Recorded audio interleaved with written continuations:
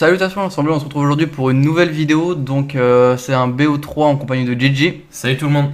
Donc pour vous annoncer, donc c'est mon Winnie White contre l'ancienne decklist Ondin de Gigi. Voilà, donc il faut pas prendre en compte la decklist que j'ai utilisée lors de mon tournoi moderne.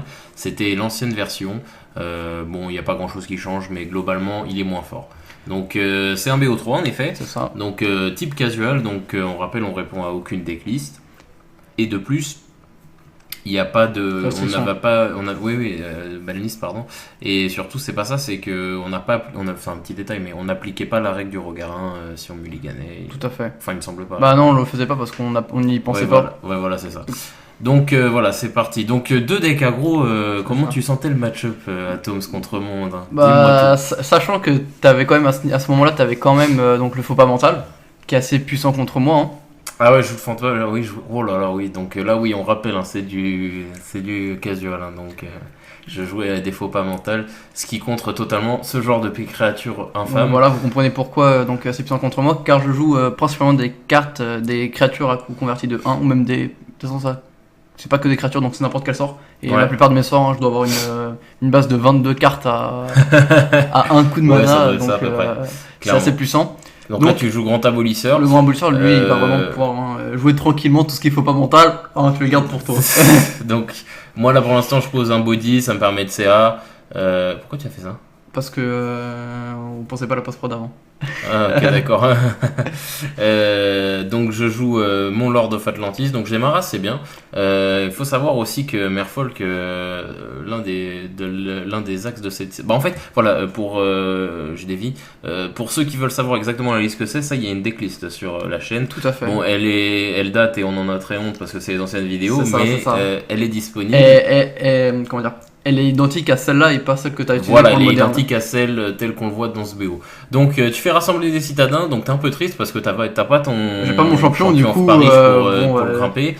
Là, on sent que t'es quand même dans une solution un peu de secours. C'est pas le plan tel que tu l'aurais fait. De toute façon, ça se voit tout de suite si je suis en stress ou pas en stress, mais en sueur. C'est que j'ai ni le champion de la parole sur le terrain, ni la Student of Warfare. Ouais. Donc là, ouais, c'est un peu le cas. Tu te mets à jouer 2 tokens humains tour 4, c'est un peu moyen. On sent que le départ explosif, il est loin d'être là. Moi, je vois que j'ai un mental misstep en main. C'est vrai que c'est assez ultime sur toi, sachant que en fait la mécanique du deck d'Atoms, en fait, elle était surtout basée sur l'association qu'avait le champion, champion de la paroisse. Ou notamment aussi Student Warfare, en fait le kill était, enfin le kill c'est tapé, mais je veux dire la puissance véritable du deck c'était T1 Champion of Parish ou Student, T2 soit tu level up soit tu joues des humains pour booster, et T3 tu poses ta soul bond de double initiative et tu rectes le mec en face. Dans la lame d'argent. Ouais. Voilà, et tu rectes le mec là, il peut rien faire. C'est ça. Et donc là on voit que c'est pas du tout l'optique vu que tu joues L7. Donc c'est ça, donc là si je joue L7 c'est vraiment plus dans une optique, j'essaie d'avoir le late game, et encore un late game sur un combat de 2 aggro, c'est difficile à en parler. Oui, on parle plus de mid game. Ouais, plus le mid game, et même comme ça. Mais tu vas pouvoir tempo. Je vais pouvoir tempo avec son premier +1 qui est intéressant. Tout en incrémentant son compteur. Tout à fait. Même si ça m'étonnerait qu'avec mon Winnie White j'arrive à atteindre son ultime. Parce que en général, soit tu meurs avant que je l'ai touché, ou soit c'est vraiment que la game s'éternise trop longtemps pour moi pour que j'arrive à lâcher le. Clairement. Là, tu fais Brave the Elements. Ah, quand même, t'as quand même. C'est vraiment de la dèche. Et là, je te counterspell parce que j'ai aucune âme et que je joue des cartes craquées parce qu'on est en casual. Donc, je counterspell. C'est banni! Je counterspell ta carte. Et du coup, ça me permet de baisser tes compteurs. Normalement, au prochain tour, elle devrait dégager. Ah bah non, elle dégage même maintenant. Ouais, t'as all-in dessus. Ouais, clairement. Tu veux pas l'avoir. Ouais, non, là, du coup, t'es vraiment pas bien sur cette game. C'est un truc de ouf. Tu vas te faire mâcher, là, en fait. En plus, t'as 2 landes en main. Oh mon dieu. Là, Seems to be dead. C'est un peu la tristesse. Après, le truc, c'est que si j'ai des cartes qui me permettent d'utiliser ce gaspille de mana. Ouais, mais là, t'es. Mais là, c'est la tristesse. Hein. La Magic, il a dit faut arrêter, faut en dire avec les mais non, mais c'est juste que. Voilà, il a dit à un moment. Voilà, Magic, il a dit tiens, on donne la victoire à Gigi. Et puis voilà. Ouais, non, mais parce que là, c'était la triche aussi.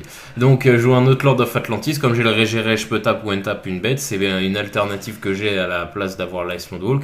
C'est de pouvoir taper les bloquants. Vous l'avez pu le voir notamment dans le BO3 contre Jund, C'est ça. où est-ce que j'avais tapé le Tarmo qui m'avait mené à la victoire. C'est vraiment une carte très puissante. Régérer ça coûte 3, c'est vrai, mais on sent pas trop cet incrément, ce degré de CCM, parce que quelque part, et tu concèdes, parce que quelque part, avec la fiole d'éther et les 20 landes qui constituent une base relativement solide dans un deck aggro, j'ai jamais eu de problème de mana pour le jouer. En plus, en fait, il apporte tellement d'avantages. En fait, c'est tellement une bonne carte qu'il nécessite, il les vaut, parce qu'en plus c'est un lord, pas la sur de Volk, mais c'est lord plus ça, c'est vraiment pas mal. C'est pas mal, ouais. Donc c'est comme ça que se finit la première game. Donc d'un petit BO3 casual pour vous accompagner cet été. Tout gentil. Voilà, tout mignon. Maintenant, on va voir ce que ça va donner. On a sidé, il me semble. Il me semble aussi. Mais je suis pas sûr maintenant que tu me le dis. Donc on va se retrouver la semaine prochaine pour la deuxième game. Elle était assez courte, mais c'est assez symptomatique d'un deck aggro. Deux aggro, voilà. Vous attendez pas des parties de 10-15 minutes, quoi. C'est clair. Mis à part si les deux... À moins que les deux ils piochent que des marais, que des landes c'est ça. pendant 15 tours. C'est ça. Non, ouais, donc voilà, c'est comme ça que se termine cette première game. Et donc, on va se retrouver la semaine prochaine pour la suite. Et puis, Tom, c'est quelque chose d'autre à rajouter ? Et oui, comme toujours. Vous pouvez donc liker la vidéo, mettre un commentaire, on y répond. Vous abonner à la chaîne YouTube et à la page Facebook. On lâche plein de news. Voilà, c'est ça. Et on vous dit à la semaine prochaine, l'équipe. Salut tout le monde.